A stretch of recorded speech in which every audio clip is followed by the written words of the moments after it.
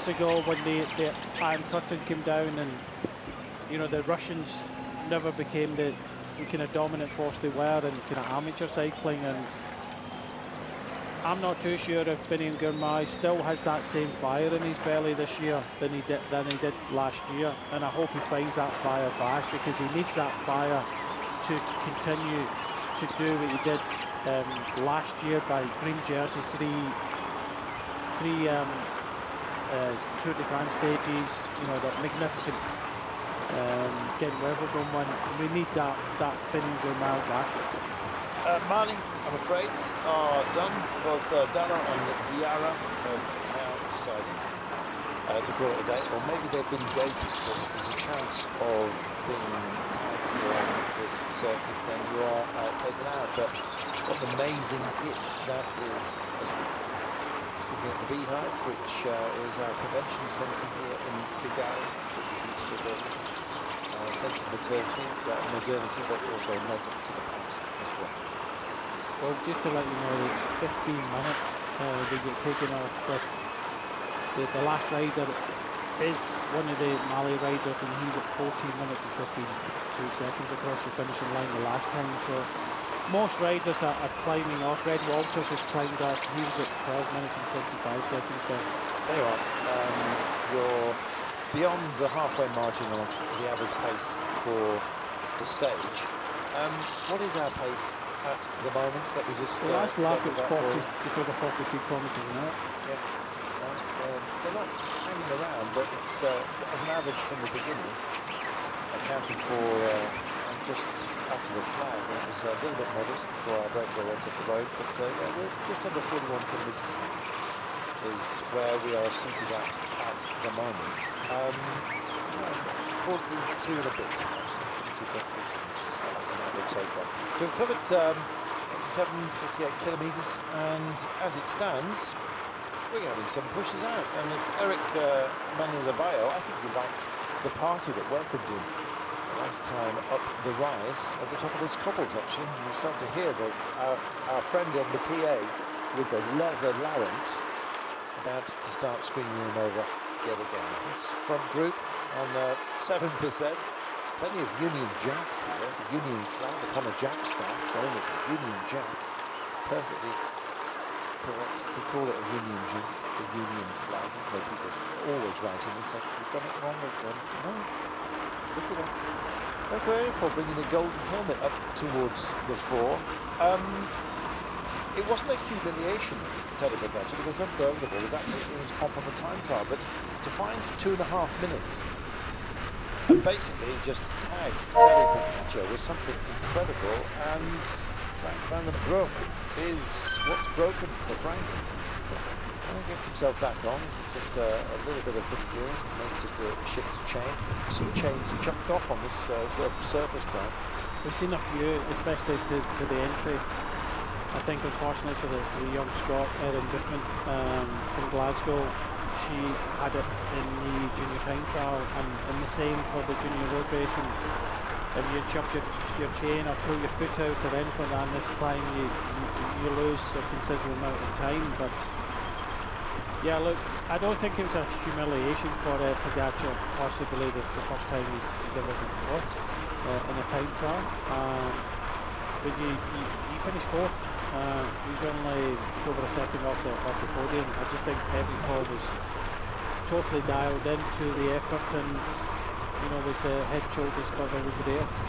There's no shame in finishing in the top 5, but the expectations were that Tadej Pogačar would indeed never possibly indeed take the wrestler to Remco Evenepoel.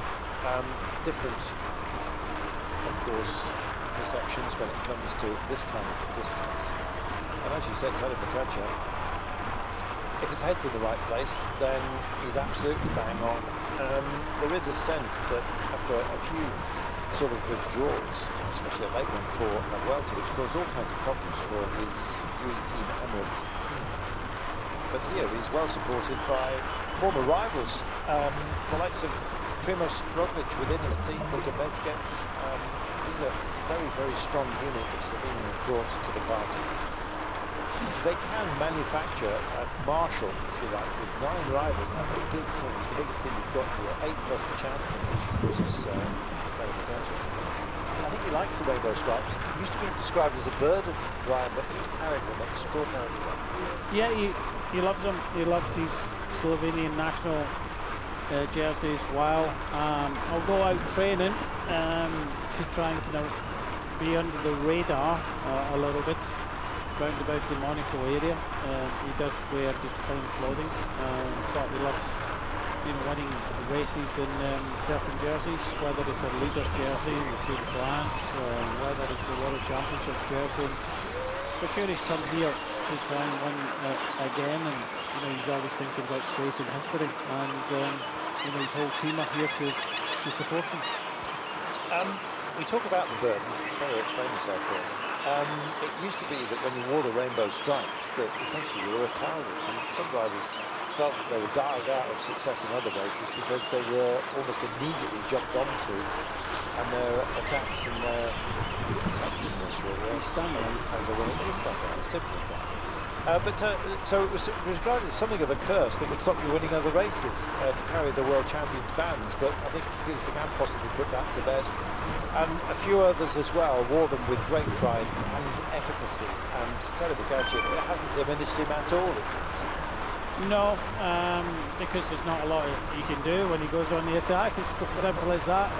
So for a lot of riders that have been world champion, yeah, the cost of the stripes is because you can stand out in that jersey, and then you're expected to do more, and that's the problem. You are world champion, and wherever you go in a race, you're seen. Whenever you go on the attack, you're chased down, and whenever you're in front in a breakaway, you're expected to do more. It's as simple as that. Always love the optimism of a long boat. It's actually for moving goods around the place, but when you see a long boat going out fishing, you think, well, you're going to fill that with fish. You go out in a massive boat and you come back with a tiddler. So we have the boat thing, going to fill it. That's the teasing indeed.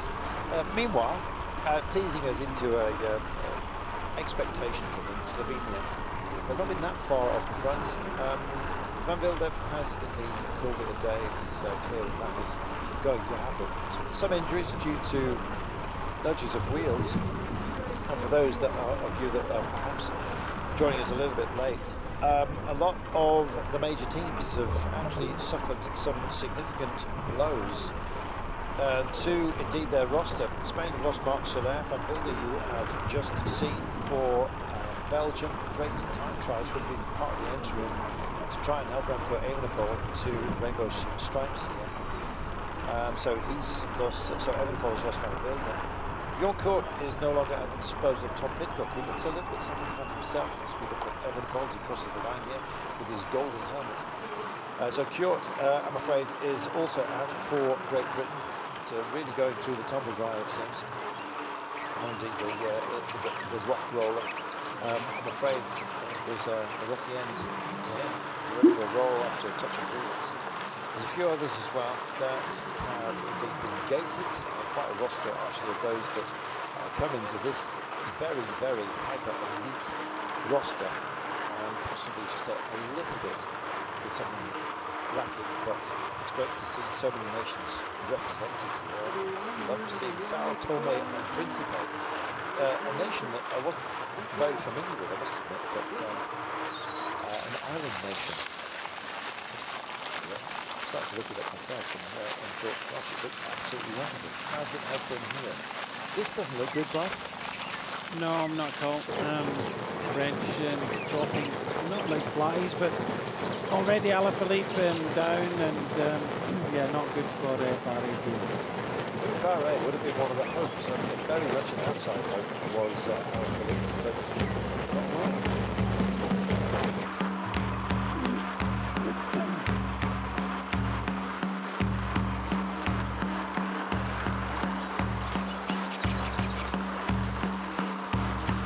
Tour of Rwanda itself, of course, is a spectacular race, and indeed it has entertained some part of the UCI roster.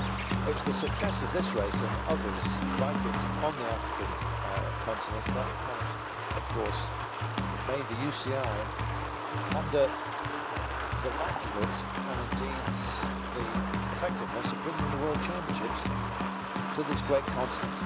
We are here, and it couldn't have happened without the Tour of Rwanda. Cycling festival every single year, and now they, of course, have the right to host the World Championships. They've done it brilliantly. Minute 52 is our break. We are still playing with our circuit, and we are going to do so for quite a few more laps. And it goes on.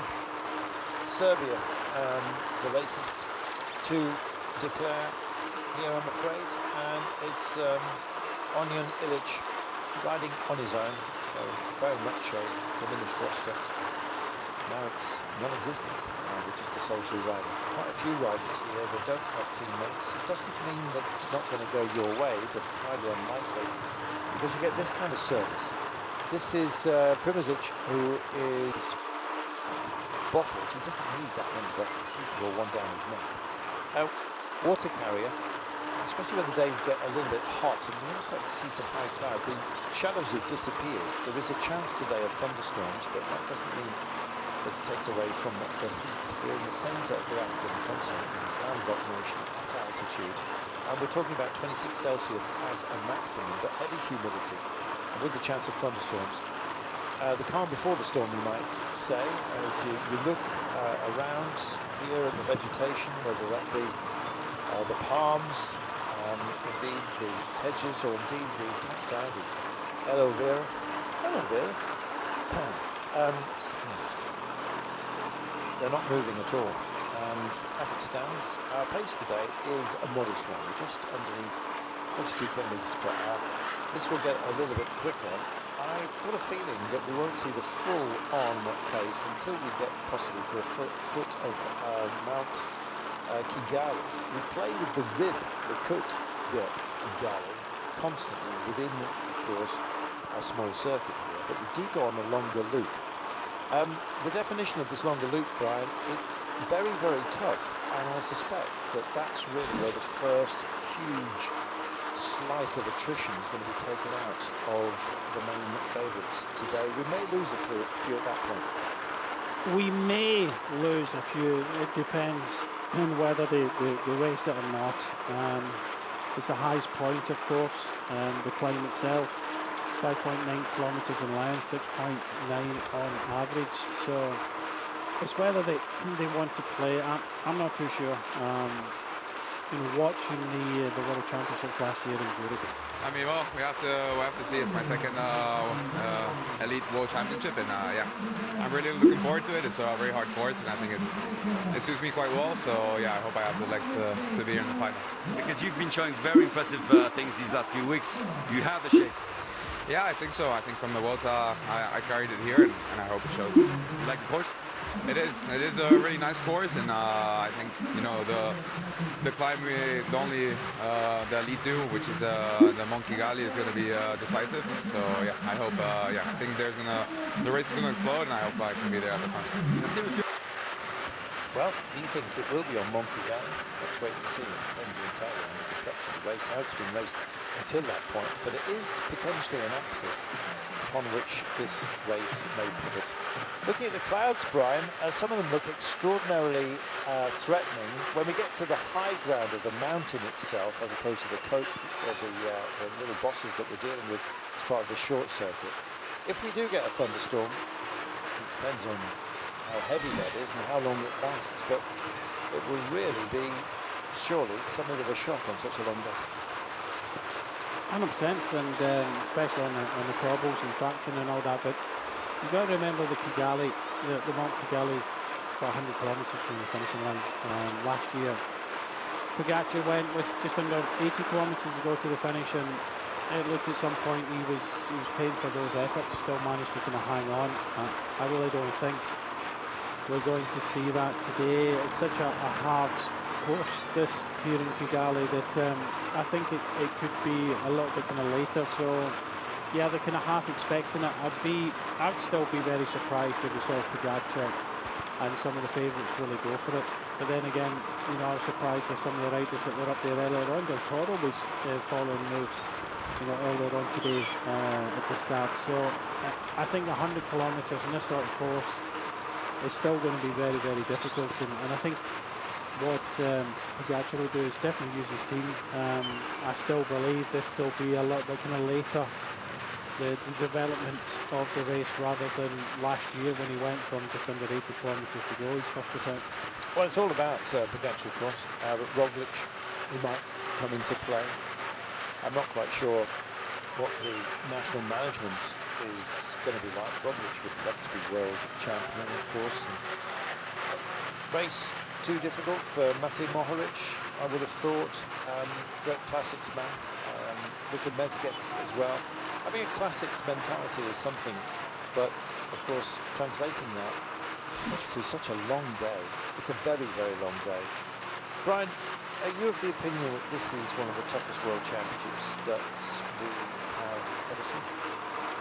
I can remember when I was growing up, the World Championships in Solange and Bernardino just ground everybody to a pulp. I can remember watching that because the commissaire in the car behind was Scottish, Arthur Campbell, and of course in that breakaway was a certain Robert Miller. So I was a young lad at the time watching that, and that was just an incredible course. Very few riders finished that year, and they're looking at this course today, and we heard from Alaphilippe thinking there'd be very few riders left. It's just going to be terrible, he said. So I think it will be really attritional today, and yeah, I agree that's one of the hardest ever courses that we've had for World Championships. Brian, there is a sense as well that on occasion riders can ride themselves, I think I alluded to it earlier on, they can ride themselves into form on the day itself, especially on this kind of distance. Greg LeMond notably, when he won for the second time, beat Sean Kelly in the Worlds. He described being absolutely empty and was declaring himself, and he was encouraged to stay with the race by Sean Kelly himself. And he goes on and beats Sean Kelly in a sprint to, of course, the great detriment of Sean. He never quite forgot it. And neither did I. I never forgot the anecdote, let alone the action. But can you find yourself, even if you are struggling just a little bit, I'm trying to give myself some encouragement for Tom Pidcock, who's not looked great at the beginning here today. He looks uncomfortable. Can he find himself? I'm not asking you, will he? I'm saying, is it possible? Yeah, look, you have to have the form coming in here, so it's not a form guide, it's a feeling guide. It's one of these situations where it's a long day. Everybody here's got good form, otherwise they wouldn't be here. So I think it's just a case of some races, and many of the races that I used to do, I used to prefer to feel not so good at the start. Because if you're not so good at the start, you think more about how you can conserve energy more than anything else, and you don't waste energy. The worst thing is when you do feel good, you waste energy and start saving today. This is the Kigali Genocide Memorial, just located not that far from the centre of Rwanda's capital city. And it is, of course, in commemoration of the 1994 genocide against the Tutsi that came 10 years after that terrible time. And a reminder, really, of how dark the world can be. It doesn't matter where you are on this planet, and how, like Rwanda, you can indeed recognise it, acknowledge it, but also move on and indeed form something rather wonderful, which is Rwanda itself and Kigali. They have brought us this phenomenal festival, and despite the darkness of the past, it almost acts as a measure by which to experience and appreciate the joy that something like the World Championships can bring, without ever forgetting those who are departed within that darkness that was.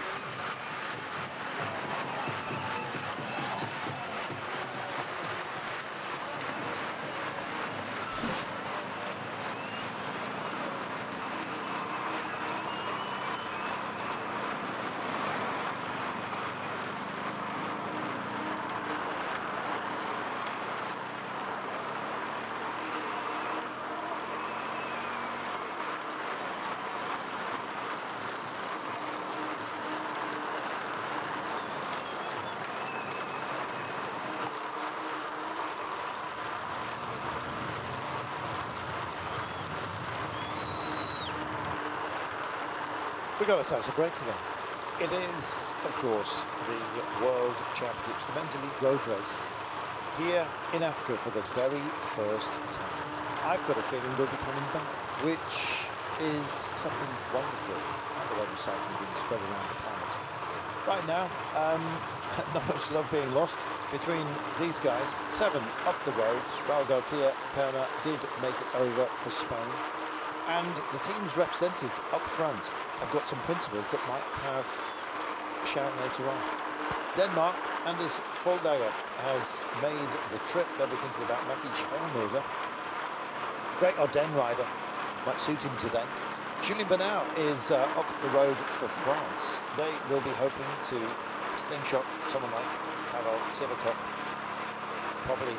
possibly Paul Seychelles, but they've lost Alaphilippe and Louis Barret, but they do have Bernard up front. Mano Wissing for the Netherlands. Short-handed team by some of their own standings of the past, but they have Timon Arensman and they also have Bolka Moynihan. Ghana's John Britton, I'm afraid, no longer part of proceedings, but he is no shame in that. Unfortunately, we have lost quite a few more on that at the moment. Back to our breakaway. Raul Garcia has made it up to the front for Spain. Spain, unfortunately, now without Marc Soler, leaving Juan Ayuso slightly hobbled, I would say, majorly hobbled, I guess, without Marc Soler. But we'll have to rely on indeed the support of the entire team, who will be falling in behind Juan Ayuso, who has got himself a long contract over 5 years. I think it might even be 6 with the Little Trek, which is great news for him. So a little bit of settlement, and he comes here with the gander up, which is great. It says he's on form after coming out of Alberta. Ivo Oliveira started the move for Portugal. He, I would say, is one of the favourites within that group. They've got Thiago Antunes, they've got Uriel, and they also have Morgado. Strong team Portugal, but a quarter of their number are up the road. Different rosters, different amount of personnel. Fabio Christian has made the trip for Switzerland. His namesake Jan Christian is also in the team, so is Mauro Smith and Mark Hershey. Any of those could be surprises today, and we've seen that surprises can win prizes. As we saw in the women's elite race, Switzerland looked to have really nailed themselves on for a medal in that race. Might happen today. Fabian Weiss, the rider I didn't mention from Switzerland, but they have Fabio Christian up the road. So a Fabio and a Fabio. Maurus Meyerhofer of Germany. It would be a surprise if Germany were to thrive, but you never know. Meyerhofer, handy rider, Jonas Rusch, Jörg Zimmermann, who hope to be bringing it all back home and keeping it with a musical. Engelhardt Humperdinck, Felix Engelhardt is indeed also part of the former German team. The rosters are varied. The biggest team here is Slovenia. The gift being we're allowed a maximum of 8, which has been brought by Belgium, also by Denmark, also by Great Britain, also by France. Their rosters, of course, diminishing. But as a world champion, Telepocacha allowed to come here as well. So 9 for Slovenia, which seems a little bit unfair because they are so strong. And when you look at Goretzka, Nesgets, Mohoric, Novac,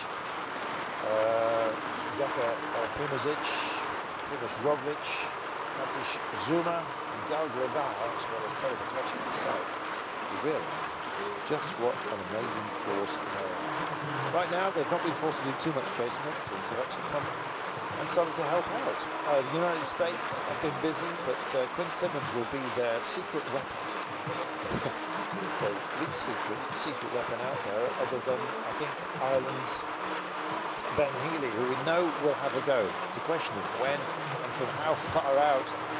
What's Ben Healy going to do? Well, we know what he's going to do, but when's he going to do it, Brian?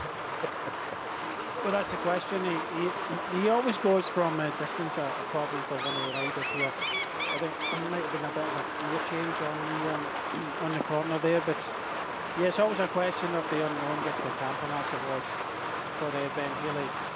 He does go from distance, so I think if you choose, he is the sort of rider that could possibly use the Mont Kigali to his advantage. But looking at the front here, Carlton, it's interesting to see that Mexico are helping out. You've got 4 teams riding in front. Belgium here with Vermeers. You've got Slovenia with Zuma. Barta there for the USA, but also adding into the mix one rider here from Mexico. Of course, they've got Del Toro. He could be a feature. He's come into these championships with great form. But you know, the Belgians, they've got the numbers.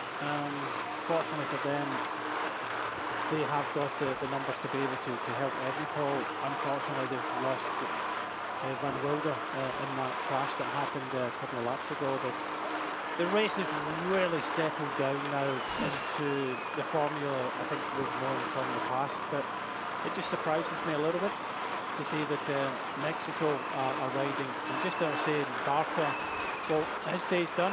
The Mexican rider as well that was involved here, he's gone backwards in the cobbles. So Vermeers, following Vermeers, caused me a little bit of concern for some of the riders that were already riding at the front. Yeah, also concerned, I guess, for Victor Campenaerts. Didn't look too flustered. He chucked a chain, made sure it was back where it needed to be. He was in the wrong gear, lifted up his saddle, spun the back wheel, looked really just a bit irked by it, rather than troubled too deeply.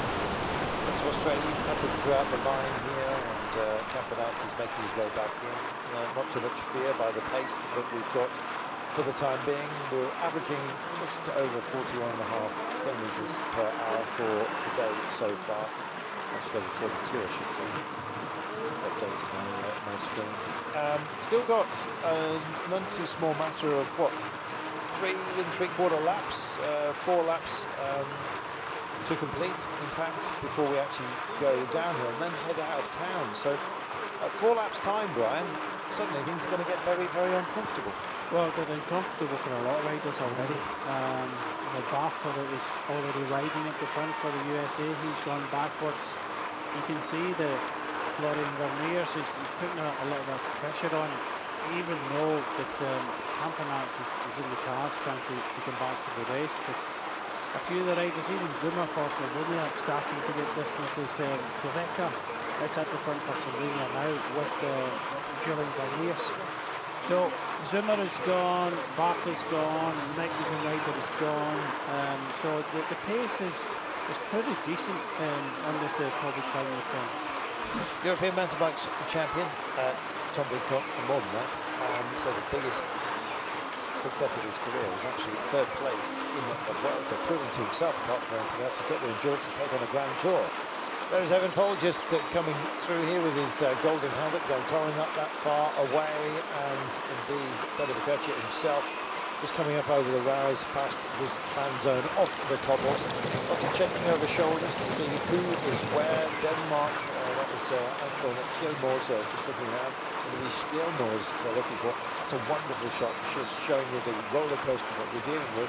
Sometimes of emotions, and sometimes, quite frankly, just a roller coaster of form. I'm just hoping that Tom Pidcock is not struggling too much. He's probably, it could be that he's just riding wise and just holding himself back and then delivering something deeper into the day, as Brian was pointing out a little bit earlier on. If you start the day on great form and you're all guns blazing, then there's only one way to go, and that's to have your form diminish through such a long run. I mean, it's huge what we're having to deal with, what the riders are having to deal with. There's still 191 kilometres of the day remaining, and we're not that far off 2 hours of racing already. You talk about attrition, Brian, it's already happening, but this could be a very thin on the ground relative by the moment. I think it will. The way things are going at the moment, and you see that the riders are already riding at the fronts, now disappearing off the back. One was Will Barta. I still don't understand why USA were riding, even with Barta. I don't think it made a huge difference, and I don't think they're too worried about the 7 riders that are in front. However, the 7 riders are in front are from strong cycling nations. But just look at the lime green jerseys here. They're well in control of this. I possibly would have lent on them. If I was one of the national team managers, I'd have lent on them more so than anybody else. but they do have some support from Belgium today. They did have USA and Mexico helping them out, but definitely they have got good support from Belgium, which comes from the coaches. The coach here, very respected, Serge Pauls, I know Serge pretty well, and they've decided that they will support every Paul, and the best way to support them is to put a rider in front to help Slovenia. Ollie Knight just comes to the right-hand side of the road, gets himself a rear puncture exchange here, not wanting to swap bikes. Not that much pace in the day. It may well be that it takes longer to get to his bike because it won't be one of the principals. By that I mean, if you are one of the favoured riders, let's say somebody like Tom Pidcock, you are likely to have a spare bike on the edge of the car, which is very quick to get to. Because at the pointy end of the race, if you do get yourself a puncture, it's easier just to get a new bike absolutely fettled exactly to your requirements, size-wise, in every regard. Off the car, and then you get back onto it. Riders do have their favoured bikes, however. Even if you do make an exchange for something that apparently looks exactly the same, it can be that you have a favoured bike and you'd quite like to get it back, thank you very much. So call it luck, suspicion, you name it, but riders are so really dialed in to the geometry of their favourite bikes that even having exactly the same bike, one will feel better than another. Here's Byukuzengo of Rwanda, one of those that has abandoned. If you find yourself 12 or 14 minutes off the front of the race, then you're going to be in trouble and you'll be gated, asked to leave the course. We're seeing a lot of that happening. We're also seeing riders having left due to injury, I'm afraid, and sometimes sickness. Alaphilippe, who looked sprightly, possibly testing himself out, seeing how unwell he was, didn't like the answer he got, and he is off the bike. Others have departed due to injury with some touches of wheels. Campanazzi was part of an early animation, a potential really to get off up the road, caused so much panic and worry that it was a very busy start to the day, possibly down to this man. Yeah, I think he was just marking things out. Nice to see Ragnar Campanus, such a family man. He's got his boy's picture on the top tube of his bike there, and I was in communication with him when he left the Vuelta with a little bit of sickness, and the day after he said, "Oh, my job's not done. I'm on daddy duty today," and he sent me a picture with his lad and his kids in one of these chairs, the small kids chairs and things like that, and he's looking after them. So his job never stopped. Well, there's no better privilege than being a parent if you're lucky enough to be so. That's what we're here for. We're here for the World Championships in Africa for the first time, and the sunshine has come out between the clouds. Some clouds gathering for those who've done a lot of work early on, and Will Barter is taking a well-earned sit-down. He's going for a nice drink, nice water. I'm going for the old red label, he says. And why not? Now a chance for these guys. It's Sierra Leone's. That was a 1,000-yard stare, wasn't it? Thinking about what might have been, what was his great representation by a whole raft of different riders. And Sierra Leone with Jello and Camorra, I saw them both there. Just taking in what they've achieved, and they have ridden in the World Championships. You know what that's like, Brian? Yes, indeed, and it's the first. I think maybe the stay was the fact that we were playing ABBA, but at the end of the day, Sierra Leone was the. I like it. I'll continue. Sierra Leone was debuting here, and it's just the fact that they've got an opportunity to ride the World Championships. So I think they have to be proud of that. The one who takes it on is, of course, an Albert track. Might have to bring a few more in for the end of today. So, who's going to meet their Waterloo? That's what we want to know today. Stop. France. I don't know. What about Pavel Zivakov? Let's dwell on a few, shall we, Brian? Zivakov comes into this race with a lot of plaudits. Let me just have a look. Zivakov second, well, mixed really, second in Grand Prix Quebec. Apart from that, Tour de Britain 10th overall, so yeah, he's okay. 87th in the Tour de France, of course, he's there working for his team leader Pogacar, so yeah, he's one of the riders that even last year when Pogacar attacked was just under 80 kilometres to go, he was the last man, or the rider that tried to go with him, so I think with France having Bernard here, I definitely knew that Alaphilippe wasn't possibly feeling that great, that Sivakov could be, a feature. But again, it's one of the other riders that rides for Team Emirates. Where does his allegiance lie? We've seen this happen in many World Championships. But I think Sivakov definitely, France are here. I know Vokla wouldn't want it any other way. He is the manager here for the French national team. Thomas Vokla will make sure that they all ride for France to be. Love Tommy Walker, of course, with his face pulling whenever he was on absolutely the limit. The tongue would come out, starting to lick an invisible ice cream that was right in front of him. Fantastic. The donkey turbo, I think we're going to say, which was hanging a carrot on a stick in front of the donkey, making it go faster. That old cartoon. Not from Winnie the Pooh. But anyway, yeah, less literature. More poetry today, perhaps. 184.8 kilometres from home, and we got to 2 minutes and 39. I think we're doing a good job of actually moderating the day. But we don't want moderation, we want action, and we're going to get plenty of that, I think, by the time we have completed 150. We're in about 30 k's time. 2 more laps, Brian, and then we leave the city, and that'll be the first time that we have departed in these championships. Yeah, exactly. The time trials were a little bit kind of out and back, and then we came onto the circuits to the finish. And of course, the circuits have been quite consistent in the road races that we've had, and it's kind of hard. Because normally you come to the World Championships, you watch the other races, from the junior races on the 23s, the women's and eights, and I think they've all been very different in their own unique way.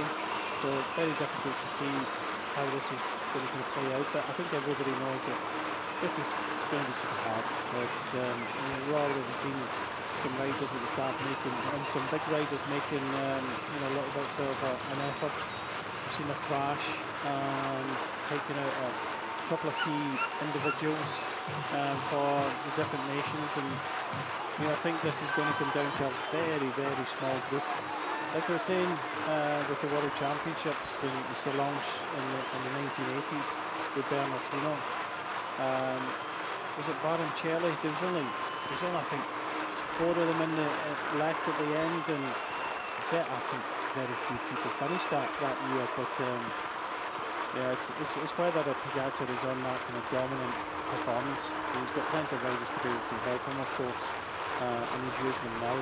Belgium are prepared to help. USA did, Mexico did as well, but this race is down to Belgium and Okay, there's National Park. Of course, it is the home to the beasts. So that statue of the gorilla, I can't help but think it looks like it's holding a microphone. Which puts me in mind of another symbol back that I'm sitting next to. 2005, Rwanda began officially naming mountain gorillas. It became something known as a celebration of nature, and of course they all look extremely different. And I've seen the book, actually.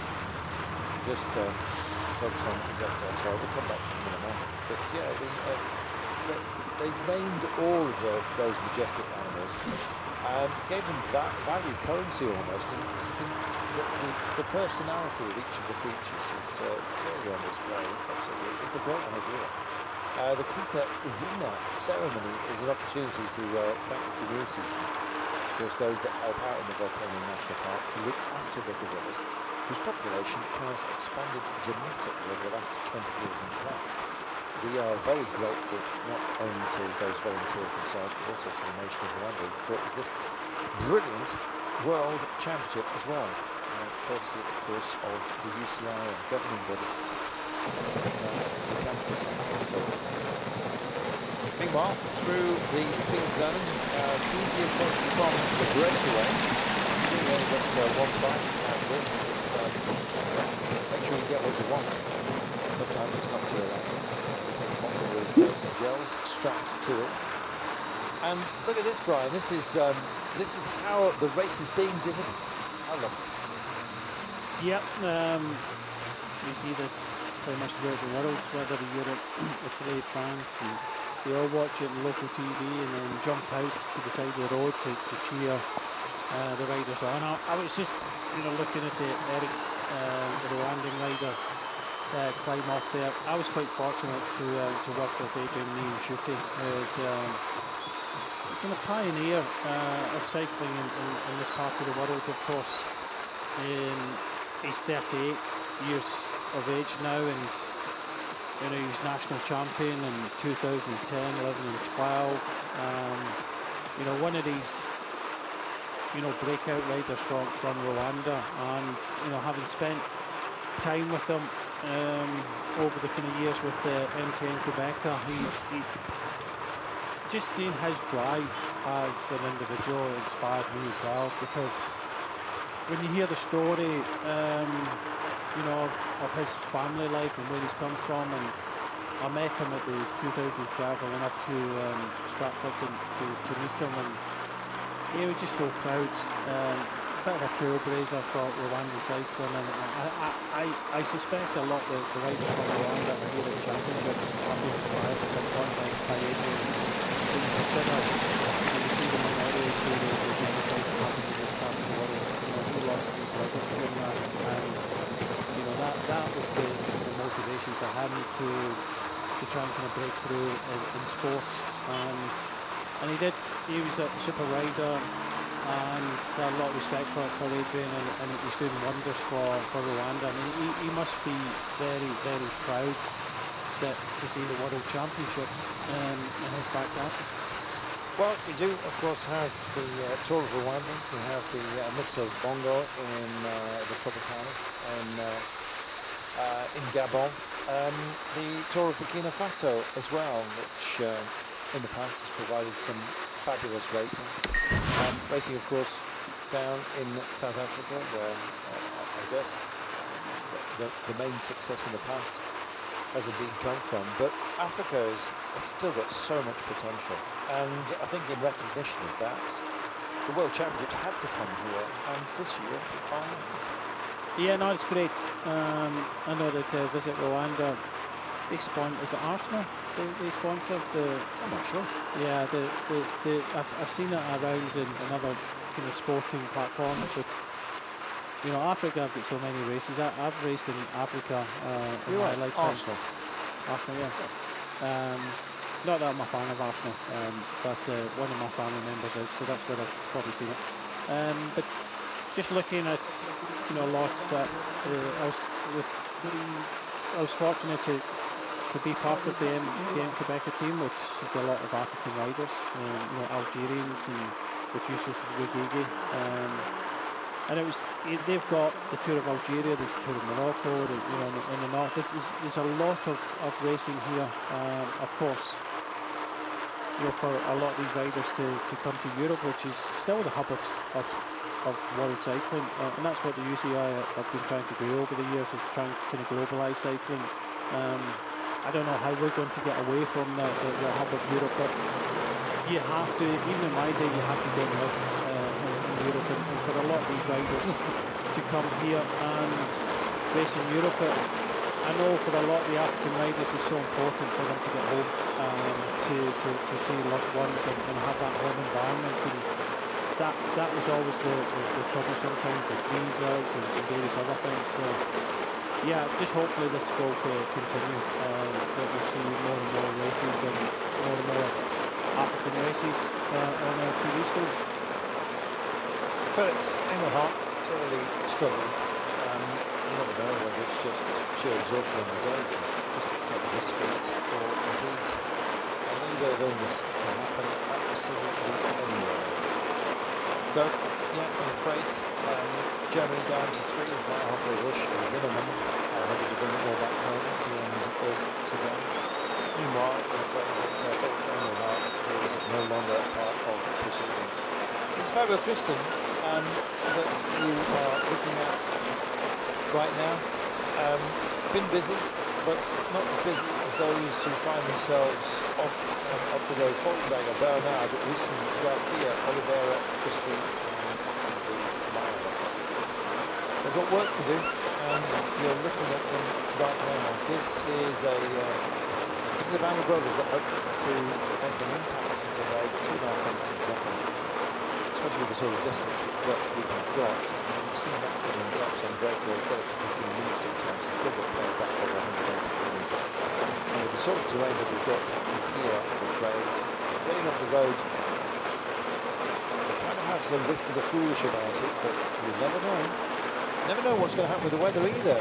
If we do get a dousing of rain, it's likely to be very, very heavy. And there's a suggestion that some moisture in the air at the moment will come back to the cobbles. We've been seeing this section for 6 laps at the end. We're completed 9, by the way, before we exit and head out into the countryside. We are on lap number 6. We'll be starting at number 6, I should say, once we go past the start-finish line. And this cobbles introduces you to it. It's the last test, and it was proving to be a decisive one in the women's elite race yesterday when Canada had a dramatic victory, but it had to be achieved on this, and it's almost a heartbreak hill, this, isn't it, Sam? Yeah, no, I think this is the main feature, this kind up to the finishing line. This is very much shapes, the World Championship.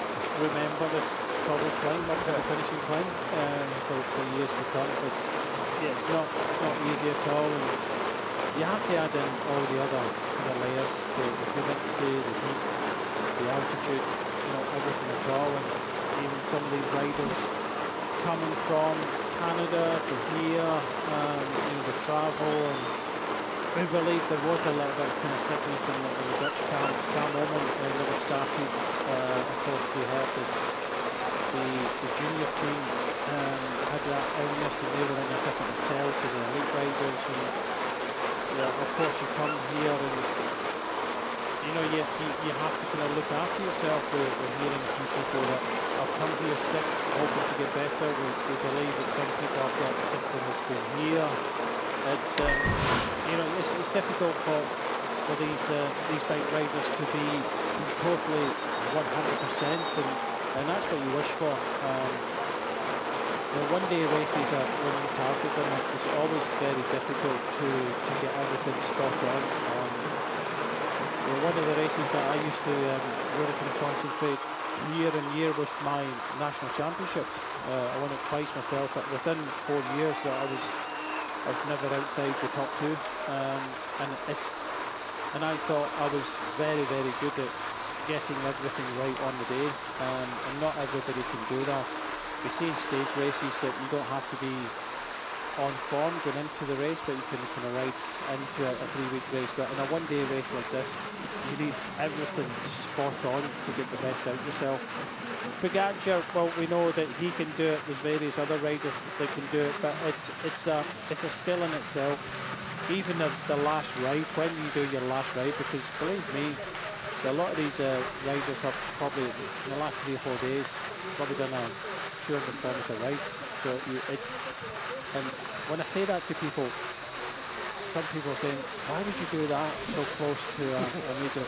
This is what you have to do. So everything from your nutrition, everything, even at altitude, it suppresses your appetite. And you've got to remember to keep on eating. Taking your gels, taking your nutrition, your hydration is so important. Keeping cool, we've already seen early on that Tom Pidcock was getting doused in water.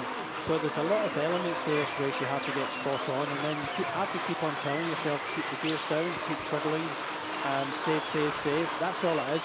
The World Championships is about saving the whole time, and of course there's a lot of riders in here not trying to win the race. Of course, we said it at the start, Carlton, that there's a lot of riders here just to get here was their goal. Just to ride a few laps round this course was their goal. To go, imagine as one of the African smaller nations, this is your first UCI race this year, and you're on the start line with Pogacar, Evenepoel, all these big stars. That's something in itself. That inspires a lot of these other riders to try and do that little bit more in training. And but for a lot of these riders that are here as workhorses, we possibly only have maybe 10, 12 riders that are capable of winning this race today. Everybody else in this race is here to support them. Evenepoel fans, side of the roads. Kalmaratov just saw an exit for Uzbekistan, certainly looks that way. Coming up to the rise here, some riders have decided to keep their trade helmets, but the golden helmet looming large in our consciousness.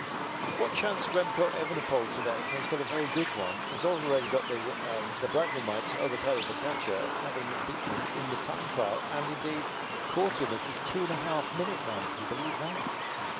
Well, it happened.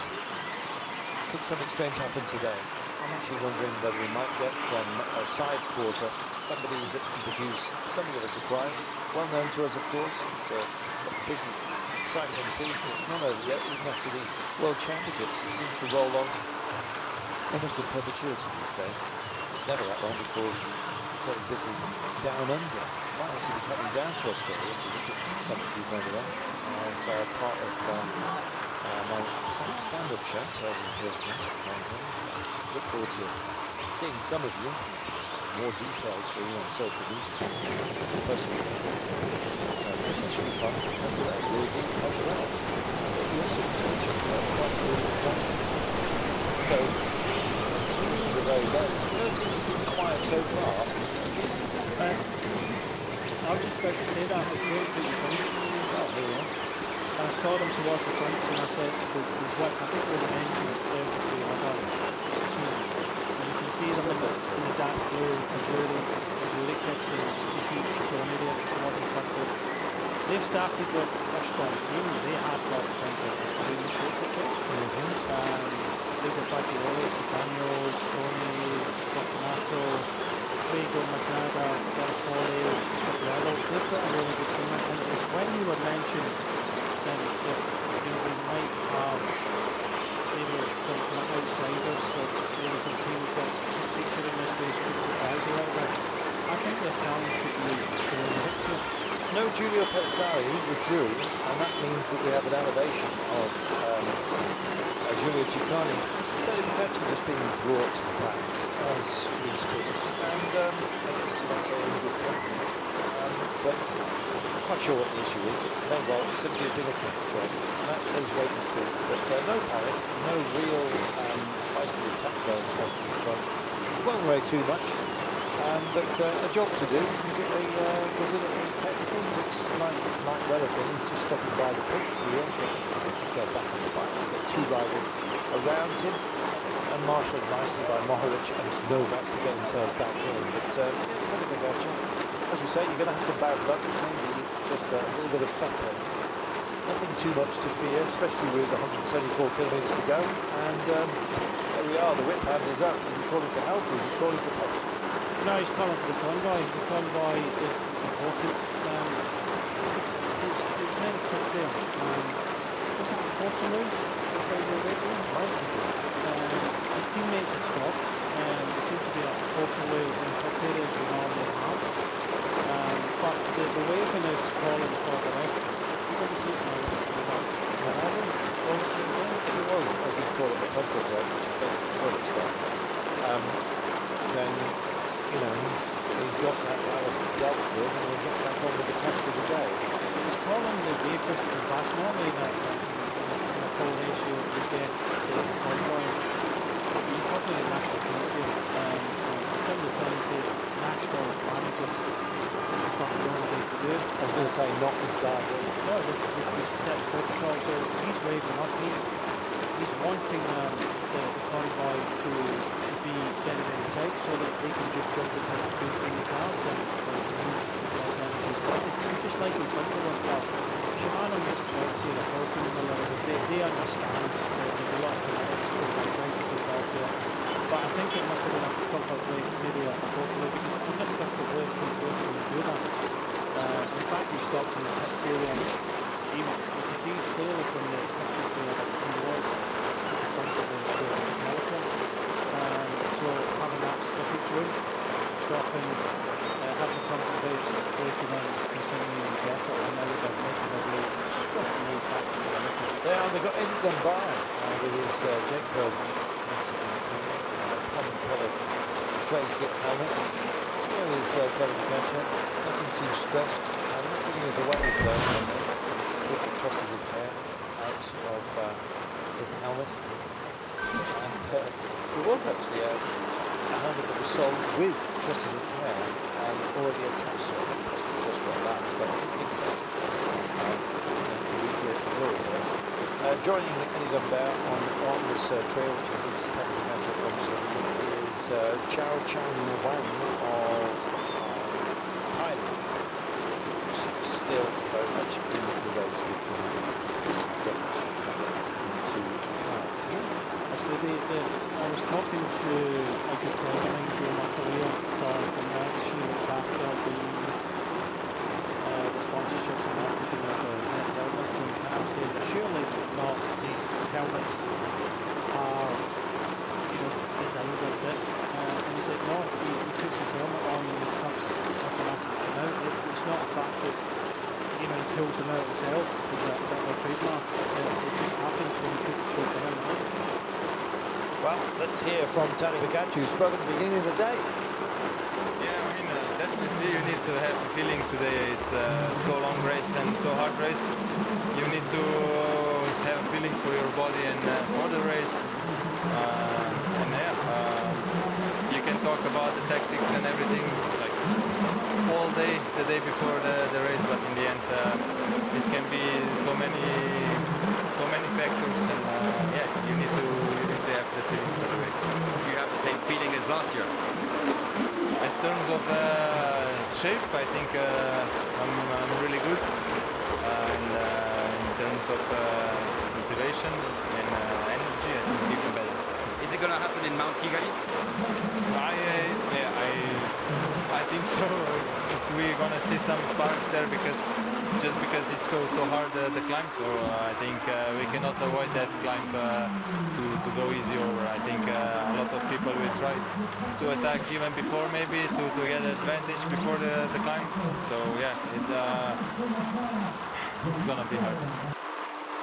Luke Platt has exited the race, so Luke will be watching us, I hope. But yeah, that's part of the engine room of Australia. They have Jai Hindley, of course, Jay Vine, Stora. Platt was very much part of what is, I must describe, as one of the most exciting teams here, Australia. If you're looking for a team that will not be afraid to go very deep and have the weaponry to actually handle themselves in just about any kind of scenario, Jai Hindley will be their principal, but there's some very strong other cards to play. I would have had Luke Platt down as possibly within that top vanguard of 4 riders that they want to work for. He's out of the race, which means there's added importance to great Jay Vine, Michael Stora, and of course Jai Hindley himself. I think so. I think the 3 kind of principals have been really impressed with Michael Stora recently. He's had really good performances. Jay Vine, of course, a teammate of the trade team of Paddy Pogacar. But I really do think that Jay Vine, Stora, and as you say, Jai Hindley can really feature. Because both of them, both Jai Hindley and Jay Vine, had some good form in the Vuelta. So when you've had that Grand Tour, you come out it and put the preparation in, and I think they are the 3 from Australia. Michael Matthews, however, he's got a bit of a bandage, bit of a limp before the start. It's not been, I don't think, advertised anywhere, but it looks as if he's had a little bit of an off in the training. On the way back for Michael, it was good to actually, very much good fun to work with him during the Tour de France. Looking at So if you wonder where the Irundel, the swallows go, we've just seen one skimming the water here, which is absolutely lovely, in the Akagara National Park. Indeed, this is where we soon will be heading out towards the great mountain itself, Mont Kigali. We have the Côte Kigali, the Côte meaning a rib. So you get Côte de Bœuf, if that's what we're going to ask for, basically a big rib, sometimes a T-bone. But the Akagara National Park is one of the beauties, one of the treasures of this part of the world, and really something that you need to visit if you're coming out here. I mentioned it earlier on in the week about taking a local guide, and that is really something that you should do. Best thing to do is get in touch with the local universities and speak to the Students' Association quite often. They will provide you with somebody who will know an awful lot about the flora and fauna, sometimes from the, studying zoology, who knows, but it's a lovely way. I've done it myself in the past. It's a great idea because it's a surprise to them because it's not pre-arranged. You're not getting too many other hands in the pot, if you see what I mean, influencing the decision to take a guide, or indeed the guide themselves. So it's nice to sort of spring it upon a young person, really, who can then give you a fresh view on what is a spectacular country from their own inside perspective. And occasionally, you might get invited back to their home and just experience the culture as well. It's a way of just really finding out an awful lot more. It's not on any kind of official roster. Sometimes you just have to do it yourself. And to my mind, occasionally, going freestyle is the best way. Will Jay Vine go freestyle today? That's what we want to know. Yeah, he's a fabulous rider. He has some exceptional results, not least of late in La Vuelta. Will he get the call? At least only ringing in his head, perhaps, in a finale if he's up against Pogacar. Well, I think there's no secret that I haven't done many one-day races, and this is one of the hardest ones on record. So, yeah, I think there's definitely other favourites higher on the list than me. But the legs are there, and the course is hard. Yeah, I mean, the legs are there, but yeah, it's still a different story with 7 hours of racing compared to the 4-hour, 5-hour stages we had in the Volta. So we'll see how we go. We've got Jai in really good shape. He did GC throughout the Volta, so we'll see what happens there. And yeah, we've got a really good, strong 8 guys here to put on a good race. Thank you very much, Ian. Here we are. I don't think we found out too much that we wouldn't have expected. He played the PR straight back there, didn't he? Will the team get involved? Can you imagine Brian Smith, Tadej Pogacar, Isaac Del... Doesn't matter. Hear the question. Isaac Del Toro, Tadej Pogacar, Jay Vine in each other's pockets in a very intense finale. And let's say Jay Vine wins it. And every day coming down for breakfast on the Grand Tours that he shares, of course, with Tadej Pogacar, is wearing the rainbow badge. How annoying will that be to Tadej Pogacar? I think you just have to take it in the chin. Not a lot you can do. From what we've seen, the strongest rider has won this race. I think yesterday you could say, the strongest and bravest rider won the race. And I think if there's someone brave enough, then they could, really be pulling on that World Championship jersey, and why not for the Australians? And this is what we're talking about. That getting yourself 100% for a one-day race is a little bit different, and not everybody's the best at doing that. We just heard from Jay Vine there that he doesn't do many kind of one-day events. There was a little bit of criticism about why is Vingegaard not here, because he's another rider that some people have said that he only does stage races, the Grand Tours is his thing. He doesn't do one-day races. I think one time in the past he rode the World Championships for Denmark, but we were talking earlier as well about how these riders, what motivates them, and to ride as part of the national team is such an incredible moment for everybody. But to ride stage races where Some of these stages take up to 5 hours, but this is a different beast in itself. You're talking about 6.5 hours on average for the World Championships. It could be a little bit longer today, but getting everything right on the day, that feeling, that thought process, and that was the thing that we talked about with Tom Pidcock. Tom Pidcock was never, or hasn't been the best at, and he even admitted himself, concentration. Every day of the Grand Tour, that was always a question. Well, he's proven that now, and it worked out. He's managed to do that. It's something that he struggled with, and that's why he does multiple disciplines. So it's a very different kettle of fish here to become world champion. You have to be totally on it. Even hearing from Pogačar there, he's saying all the right things. He's saying the things that I don't know what you got from it, Carlton. Not much. It was more PR speak. His last bit was the fact that motivational-wise, he's really good, because that's what he's been criticised with since the Tour de France. The last week of the Tour, and then afterwards, that's where people have been looking at the motivation, the mental fatigue, that sort of stuff, the burnouts. These are the sort of things that people have been saying. Well, that's quite apt that he said, no, physically he's good, but, mentally and motivational-wise, he's really good. Just looking back at Jonas Vingegaard, thanks to Pro Cycling Stats for this, but in Lombardia was the last classic day that Jonas Vingegaard did, and that was in 2022, Brian.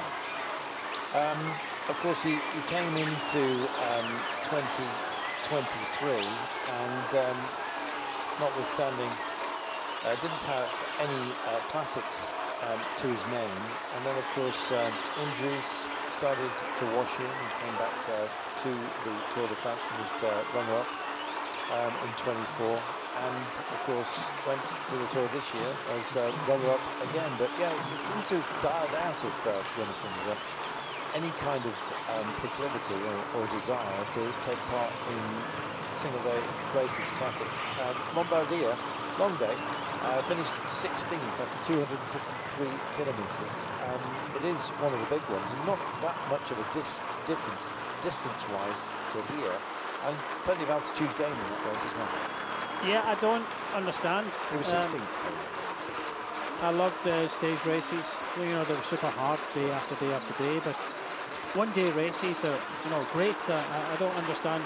He's got the physical attributes to do well in races like Lombardia, AS Baston Liège, and Flash Valor, which isn't the kind of big distance, but I just don't understand, why he's not, or he hasn't in the past concentrated on the one-day races, because a lot of these races that we'll be talking about are super special. And I know that Pogačar, targeted Roubaix this year. I wouldn't think that Vingegaard is totally suited to that, outside his comfort zone a little bit, but some of the hillier one-day races definitely would. Yeah, Drome Classic, I think he's had a go at in the past, and there's various others as well that I think could suit him, but not his choice, not for the time being anyway. Choice of these guys very early on was to go for it. Too early for some, you might